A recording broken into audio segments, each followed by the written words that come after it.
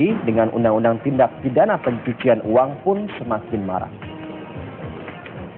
Februari 2012, PPATK laporan hasil analisis transaksi mencurigakan. Angka fantastis menyebutkan 2.000 transaksi mencurigakan ditemukan PPATK pada rekening anggota DPR yang mayoritas milik anggota Badan Anggaran.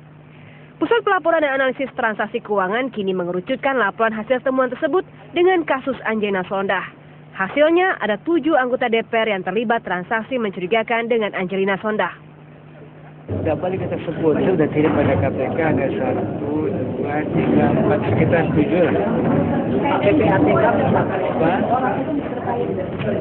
Oh enggak, pokoknya orang-orang legislatif. Tak cuma PPATK yang meyakini ada tindakan pencucian uang pada kasus Enji. Pengamat hukum pidana pun santer mendesak KPK melapis hukuman Enji dengan pasal 5 Undang-Undang Nomor 8 Tahun 2010 itu.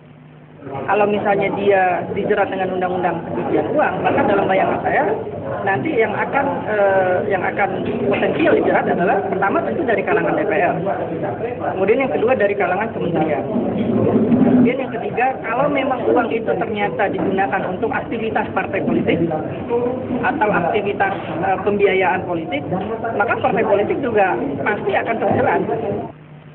Enji terjerat 2 kasus atas dugaan menerima hadiah terkait proyek Wisma Atlet SEA Games Kemenpora dan proyek pengadaan laboratorium sejumlah perguruan tinggi senilai 600 miliar rupiah.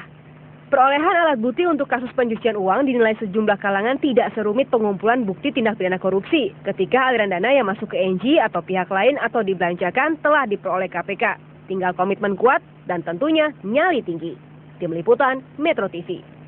Oke, masih seputar Angelina Sondah, di sisi sejumlah pihak menilai misteri terkait aliran suap proyek Wisma Atlet yang bernilai 191 miliar rupiah serta proyek pengadaan alat laboratorium di sejumlah perguruan tinggi negeri sebesar 600 miliar rupiah sangat bisa mudah dibongkar lewat keterangan Enji. Kita lihat liputan berikut ini.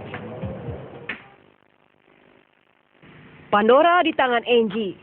Di tangannya tergenggam kesaksian kunci mengenai aliran suap dan keterlibatan pihak lain, baik dalam proyek Wisma Atlet maupun proyek alat laboratorium di Kemendiknas.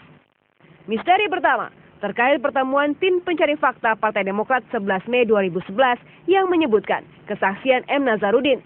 Nazar menyatakan Enji menerima 9 miliar rupiah dari proyek Kemenpora dan dibagikan kepada sejumlah petinggi partai. Misteri kedua, pertemuan di kantor Kemenpora terkait perencanaan proyek Hambalang dan pengurusan 32 hektar lahan.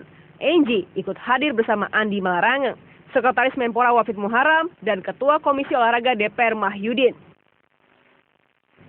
Misteri ketiga, dalam rekaman BBM-nya kepada Rosa soal jatah apel, Enji berperan membongkar siapa bos besar dan ketua besar. Misteri keempat, membongkar siapa saja anggota DPR menerima suap terkait fee 5% dari nilai proyek Wisma Atlet sebesar 191 miliar rupiah yang diserahkan Yulianis dan Mindo Rosalina Manulang kepada Enji dan Wayan Koster. Misteri kelima, berdasarkan pernyataan M. Nazarudin, Anas Urbaningrum menerima 2 kali fee proyek Wisma Atlet. Enji bisa memberi kesaksian karena menurut Nazar, Enji hadir saat fee 7 miliar rupiah diserahkan kepada Anas. Misteri keenam, rekaman percakapan BBM Rosa dengan Enji terkait proyek laboratorium sejumlah universitas bisa membongkar keterlibatan nama sejumlah pihak lain yang selama ini belum pernah disebut. Kini kita beralih ke informasi olahraga pemirsa. Juventus kini dilanda euforia setelah berhasil meraih gelar Scudetto Liga Serie A Italia musim ini. Nah memang rasa bahagia ini banyak sekali